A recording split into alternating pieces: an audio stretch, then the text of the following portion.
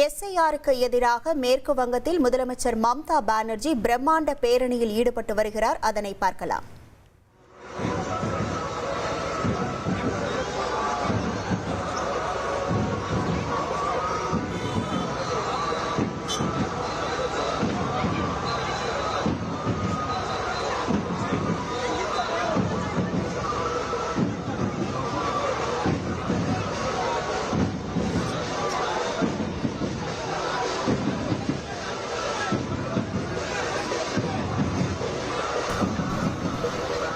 விவரங்களோடு இணைகிறார் நமது செய்தியாளர் ரமேஷ்குமார். வணக்கம் ரமேஷ்குமார். இந்த பேரணியில் எவ்வளவு பேர் பங்கேற்றிருக்கிறார்கள்? எவ்வளவு தூரம் இந்த பேரணியானது நடைபெற இருக்கிறது? விவரங்கள். நாடு முழுவதும் தமிழ்நாடு, புதுச்சேரி, கேரளா, மேற்கு வங்கம் உள்ளிட்ட மாநிலங்களில் வாக்காளர் பட்டியல் சிறப்பு தீவிர திருத்தம் நடைபெற்று வருகிறது. இதில் குறிப்பாக மேற்கு வங்கத்தில் வாக்காளர் பட்டியல் சிறப்பு தீவிர திருத்தம் அறிவிக்கப்பட்ட நாளில் இருந்தே மேற்கு வங்க முதல்வர் மமதா பானர்ஜி தொடர்ந்து எதிர்ப்பு தெரிவித்து வருகிறார்.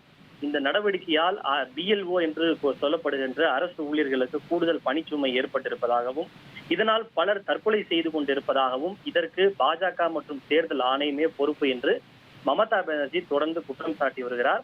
ஏற்கனவே இதனை கண்டித்து அவர் ஒரு பேரணி ஒன்றை மேற்கொண்ட நிலையில் தற்போது மேற்கு வங்கத்தின் வடக்கு பர்க்னாஸில் உள்ள பாங்கோங் என்னும் பகுதியில் அவர் ஒரு பிரம்மாண்ட பேரணியை மேற்கொண்டிருக்கிறார்.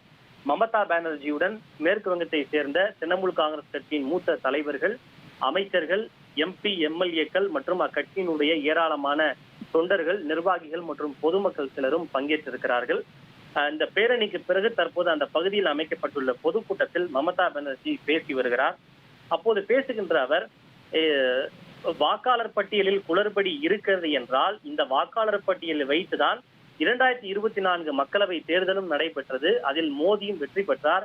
இதில் பிரச்சனை இருக்கிறது என்றால், இதில் நேர்மை இல்லை என்றால் பிரதமர் மோடி 2004 மக்களவை தேர்தலிலும் வெற்றி பெற்றது நேர்மை இல்லை என்று அவர் ஒரு குற்றச்சாட்டை முன்வைத்திருக்கிறார். பீகார் தேர்தல் முடிவுகள் என்பது SIR-ஆல் ஏற்பட்ட முடிவுகள் தான் என்று குறிப்பிட்டுள்ள அவர், எதிர்கட்சிகளால் பாஜகவின் இந்த நகர்வை உணர முடியவில்லை எனவும் குறிப்பிட்டிருக்கிறார்.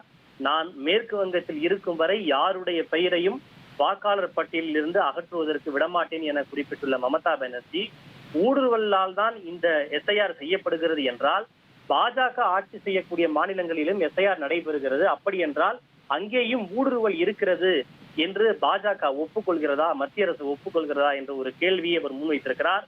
மேற்கு வங்கத்தில் என்னை அசைக்க நினைத்தால் நாடு முழுவதும் பாஜகவின் அஸ்திவாரத்தையே நான் உலுக்கி விடுவேன் எனவும் மேற்கு வங்க முதல்வர் மமதா பானர்ஜி சவால் விடுத்திருக்கிறார்.